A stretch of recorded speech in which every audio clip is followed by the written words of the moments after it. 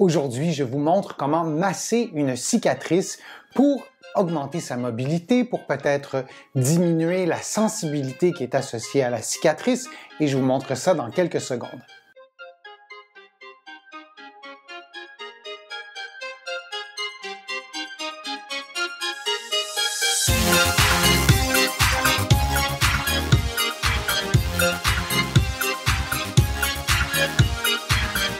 Je suis Denis Fortier. Si vous êtes nouveau ici sur ma chaîne YouTube, je vous conseille de vous abonner en cliquant sur le coin inférieur droit de l'écran. Je vous invite aussi à vous abonner gratuitement à mon infolettre en visitant mon site web, le www.denisfortier.ca.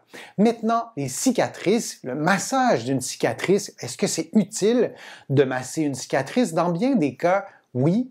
Il y a plusieurs types de cicatrices, il y a plusieurs contextes aussi de cicatrices. Il y a la forme de la cicatrice, l'emplacement exact aussi qui fera peut-être en sorte que vous n'arriverez pas à masser vous-même la cicatrice. Mais dans les cas où vous pouvez le faire, je vais vous donner des conseils, des trucs, des façons de faire l'automassage et des indications aussi sur la nécessité de masser une cicatrice. Premier conseil, avant de masser une cicatrice qui a eu lieu dans un contexte de chirurgie, vous demandez à votre médecin s'il est possible de masser la cicatrice et sinon, quand sera-t-il possible de le faire? Si vous massez une cicatrice suite à une blessure et il n'y a pas eu d'intervention d'un médecin, bien, vous ne massez jamais la peau lorsqu'elle n'est pas cicatrisée. Ça peut sembler un peu simple de le dire, mais je tiens à le dire dans le contexte d'une vidéo. Pourquoi masser une cicatrice? D'abord, pour retrouver la mobilité complète de la peau.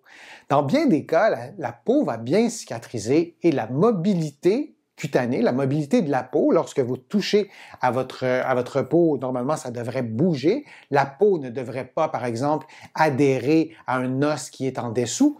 Dans bien des cas, la mobilité revient normalement. La cicatrice n'est pas sensible, n'est pas anormalement sensible, comme lorsque vous touchez à votre peau, il n'y a pas de sensibilité particulière. Donc, dans bien des cas, il n'est pas utile de masser une cicatrice. Si vous écoutez ma vidéo, c'est probablement parce que votre cicatrice vous cause certains problèmes. Et les problèmes, dans bien des cas, c'est soit un manque de mobilité, donc ça devient inconfortable, ou on ne peut pas bouger comme avant, ou sinon, on a aussi une diminution de sensibilité ou une douleur associée à la cicatrice. Parfois, la douleur peut être stimulée ou reproduite par un toucher très superficiel. Donc, ce sont les nerfs qui vont innerver la peau, qui n'ont pas guéri correctement, qui n'ont pas retrouvé leur état d'avant la blessure, d'avant la cicatrice. Alors, il y a la raison de la mobilité, il y a la raison de la sensibilité, de l'hypersensibilité ou de l'hyposensibilité, le fait de ne plus rien sentir, et aussi la présence d'adhérence. Alors, ça peut être pour des raisons esthétiques aussi. Lorsqu'on touche ou lorsqu'on regarde la cicatrice, on voit qu'il y a des parties de la cicatrice qui sont adhérentes, qu'il y a une petite bosse, on sent qu'il y a un petit noyau à l'intérieur ou qu'il y a une adhérence qui est là. Alors, c'est la troisième raison pour laquelle on voudrait masser une cicatrice. Il n'y a pas d'études très claires qui démontrent que le massage de la cicatrice dans telles conditions, de façon universelle, va régler un ou les trois problèmes que je vous ai énumérés. Le conseil que je donne à mes patients, c'est qu'après une intervention chirurgicale qui a causé une cicatrice, on demande à son médecin, est-ce que je peux masser? À partir de quand je devrais masser? Et moi, je recommande de le faire, ou au moins de le faire comme un test pour voir si la peau a retrouvé sa mobilité, si l'hypo ou l'hypersensibilité est absente et pour voir s'il y a des adhérences. Alors, je me suis créé une cicatrice avec un ruban que j'ai collé sur ma peau. Volontairement, je l'ai mis très large, peut-être pour que vous voyez un peu mieux. Je suis très conscient qu'il y a des cicatrices qui sont très fines, qui ne sont pas placées à des endroits faciles d'accès comme sur l'avant-bras. Et si vous faites le test vous-même, si vous essayez de faire rouler la peau sur votre avant-bras en faisant un pincé roulé, on y reviendra tout à l'heure, et vous faites la même chose à l'intérieur de la cuisse, par exemple, vous allez vous rendre compte que la peau est beaucoup plus mobile sur l'avant-bras que sur la cuisse. Alors, l'endroit où se trouve la cicatrice va déterminer aussi le degré de facilité de faire l'automassage de la cicatrice. Alors moi, je vous conseille de vous pratiquer sur votre avant-bras. Ça sera beaucoup plus facile de vous familiariser avec ces techniques qui sont relativement simples, vous allez voir. Mais quand on sait quoi faire, c'est souvent un peu plus facile de le faire et ça dédramatise un petit peu le fait de masser une cicatrice. Donc, la cicatrice, vous la voyez, ma cicatrice fictive, la première chose qu'on va faire, c'est qu'on va aller palper la cicatrice du début à la fin de la cicatrice, comme si c'était un fil. Si votre cicatrice, elle est ronde, si elle est très large, ben, faites la même chose, mais sur l'ensemble de la superficie de la cicatrice. Alors, vous allez placer votre index à l'extrémité de la cicatrice et vous allez faire des mouvements circulaires. Lentement, en faisant une petite pression. Et vous allez faire une pression, je vais vous montrer comme ça, et vous le faites vraiment avec la partie, l'extrémité de votre doigt, un peu comme si vous vouliez faire de l'escalade. Donc, c'est vraiment avec la dernière articulation du doigt, on va faire une flexion et on va aller palper et on va aller aussi essayer de percevoir s'il y a des adhérences. Est-ce qu'il y a un endroit où vous sentez sur votre doigt une petite bosse, que vous sentez que ça bouge moins. Et lorsque vous regardez, comme je vous le disais, faites-le sur votre avant-bras, au moins pour vous familiariser avec tout ça. Vous regardez aussi et vous allez observer si la peau bouge bien, si la peau qui entoure la cicatrice bouge bien. Dans certains cas, on va voir la peau, disons, en bas de la cicatrice bouger normalement et en haut, il n'y a pas de mouvement. C'est un peu comme s'il y avait quelque chose de collé en dessous, sous vos doigts, dans la cicatrice qui fait en sorte que la peau ne bouge pas. Et la peau aussi pourrait être adhérente à un os. Par exemple, si j'avais une cicatrice très près du coude, là c'est juste en dessous. Donc, durant la guérison, pour mille et une raisons, la peau peut adhérer au tissu sous-jacent et vous allez avoir l'impression que la peau, elle est collée à l'os. Alors ça, c'est une adhérence. Alors, vous faites la même chose jusqu'à l'extrémité, j'accélère un peu, jusqu'à l'extrémité de votre cicatrice. J'ai placé un ruban quand même assez long. En général, une cicatrice, c'est souvent beaucoup plus court que ça. Alors, vous faites ce mouvement-là qui est en fait presque du dépistage et vous allez observer si la peau bouge bien, si vous percevez des adhérences et si vous remarquez aussi qu'il y a une différence de sensibilité à certains endroits, que la cicatrice soit hypo ou hypersensible. Pour ce qui est de la sensibilité de la peau, le massage peut-être aider, mais on doit aussi se donner du temps, donc de laisser le corps guérir. Alors, c'est la première chose que vous allez faire, c'est en quelque sorte un dépistage.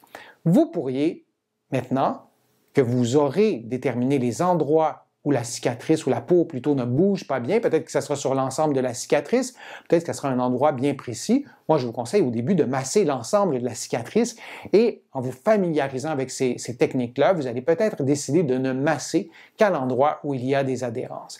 Alors, vous pourriez faire des mouvements circulaires. Alors, vous placez votre doigt à un endroit précis. Disons qu'on choisit de le faire sur une adhérence. Je vais placer mon doigt à peu près environ au milieu de ma cicatrice et je vais faire un mouvement circulaire. Et lorsque vous faites votre mouvement circulaire, vous vous imaginez que vous appuyez sur une corde de guitare et vous mobilisez, vous bougez la corde de guitare et votre doigt doit toujours rester sur cette corde de guitare, donc sur l'adhérence. Votre doigt ne va pas passer par-dessus l'adhérence sans arrêt. Et vous faites les mouvements circulaires dans l'autre sens. Alors, c'est une technique de massage. Et vous pouvez le faire, évidemment. Moi, je vous conseille de le faire au moins une fois sur l'ensemble de la cicatrice. Peut-être que vous allez mettre en évidence certaines adhérences, certaines sensibilités. Et vous allez le faire donc sur l'ensemble de la cicatrice. Pendant combien de fois, pendant combien de temps? C'est difficile à dire, mais je vous dirais peut-être 1 minute. Si votre cicatrice, elle est sensible, parfois on a des cicatrices à des régions du corps où ces régions-là sont sensibles. Alors, imaginez une cicatrice qui s'ajoute à ça, c'est encore plus sensible. On ne veut pas que le massage augmente la douleur. Par contre, si votre cicatrice elle est hypersensible, par définition, l'automassage va reproduire une douleur. Ce que vous faites, vous diminuez au maximum la pression que vous faites avec votre doigt et vous essayez en quelque sorte de désensibiliser votre cicatrice et vous augmentez graduellement la pression à l'intérieur d'un même massage, d'une même fois, ou de jour en jour ou de semaine en semaine. Alors ça, c'est pour les mouvements circulaires. On peut aussi faire un pincé roulé ou un palpé roulé. C'est un peu plus difficile à faire, c'est un peu moins intuitif. Je vais vous le montrer sur mon avant-bras. Ce que vous allez faire, c'est que vous allez pincer la peau et avec votre pouce, et votre index, vous allez faire glisser la peau jusque de l'autre côté. Alors là, je vais vous le montrer comme ça. Alors, je vais vraiment soulever la peau de cette façon-là, pas de façon si drastique pour que vous le voyez, mais ce pli de peau, je le fais rouler en l'occurrence sur mon avant-bras. Et là, bon, avec ma cicatrice, vous voyez, j'ai vraiment une grosse adhérence parce que ça roule vraiment pas bien sur le ruban. J'ai choisi ce type de ruban-là exprès pour ça. Et lorsque j'arrive sur le ruban, bien, je dois déplacer mes doigts parce que ça ne roule pas facilement. Il risque de se passer la même chose sur votre avant-bras. Je vais vous montrer dans quelques secondes, dans quelques minutes, je vais enlever le ruban pour vous montrer la technique de palpé roulé ou de pincé roulé. Mais vous allez le faire à un endroit de votre corps, sur votre avant-bras, s'il n'y a pas de cicatrice, d'abord pour vous familiariser, je vous le disais, et ensuite vous allez à l'endroit qui est à l'endroit où la cicatrice est située et surtout à l'endroit où c'est moins mobile, où la peau est moins mobile, et vous allez vraiment rouler votre peau comme ça sur l'avant-bras. Alors ça, c'est l'autre façon de faire. Le palpé roulé ou le pincé roulé doit être fait aussi dans au moins un autre sens. Alors si je place mon avant-bras comme ça, je vais pincer la peau ou rouler la peau dans le sens de mon ruban, dans le sens de la cicatrice. Alors, vous voyez, c'est pas simple, c'est pas si simple que ça non plus à montrer à l'écran. Et vous allez faire le pincé roulé ou le palpé roulé dans le sens de la cicatrice. Vous pourriez le faire aussi en diagonale, comme ça. Et vous voyez, je m'y prends en plusieurs fois parce que le ruban m'empêche de le faire de façon fluide. Alors, vous allez probablement rencontrer les mêmes difficultés avec une cicatrice comme j'en rencontre avec le ruban. Maintenant, je vais vous le montrer sans ruban. Alors, c'est le test de torture. Alors, j'enlève ce ruban-là et je vais vous montrer le palpé roulé, ce que ça donne. Alors, je vais aller pincer ma peau, comme ça, et je vais la rouler, idéalement en un mouvement. Je pince la peau et je la roule comme ça jusqu'où je peux aller. Et je vous le disais, sur un avant-bras, c'est beaucoup plus facile. La peau n'est pas du tout adhérente, c'est beaucoup plus facile. La peau, elle est très mince. Et on arrive à pratiquer, à répéter cette technique-là du pincé roulé avant de le faire dans une région qui est plus difficile, comme l'intérieur de la cuisse, par exemple. Et ensuite, vous allez le faire directement sur la cicatrice. Ça vous donne une idée du mouvement. Je vous suggère de faire les automassages durant quelques minutes. Je vous laisse doser la durée selon votre sensibilité. Après avoir massé une cicatrice, c'est normal qu'elle soit légèrement sensible ou qu'on sente qu'on a activé la circulation du sang. C'est un peu ça l'objectif, qu'on ait mobilisé la peau, qu'on ait mobilisé les tissus pour favoriser la mobilité, mais on ne veut pas augmenter la douleur et surtout pas la douleur superficielle. Si c'est le cas, réduisez le temps de l'automassage, appuyez un peu moins fort, n'utilisez qu'une des deux techniques, les rotations ou sinon le palpé roulé et ensuite vous ajouterez l'autre mouvement. Je vous recommande de ne pas utiliser de crème, c'est beaucoup plus difficile de le faire lorsqu'on a une crème parce que ça glisse. Déjà, ce sont des techniques qui sont parfois difficiles à faire sur une cicatrice lorsque c'est adhérent. Moi, je vous conseille de ne pas mettre de crème. Dans mon cas, je n'utilise pas ces produits naturels. Il y a aussi la vitamine E qui peut être bénéfique. Il y a l'aloès aussi qui peut être intéressant dans un contexte de cicatrice.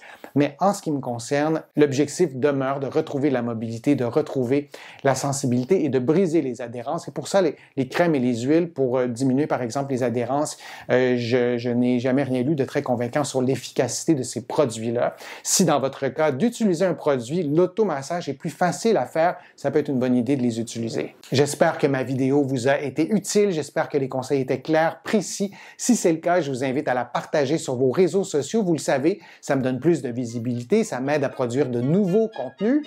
Si vous voulez avoir plus d'informations, vous allez trouver d'autres informations sur mon site web, le www.denisfortier.ca. Vous allez aussi trouver des informations dans mes livres qui sont disponibles partout au Canada, en librairie et sur le web. Mes livres sont aussi disponibles un peu partout à travers le monde, notamment en France, là aussi en librairie et sur le web.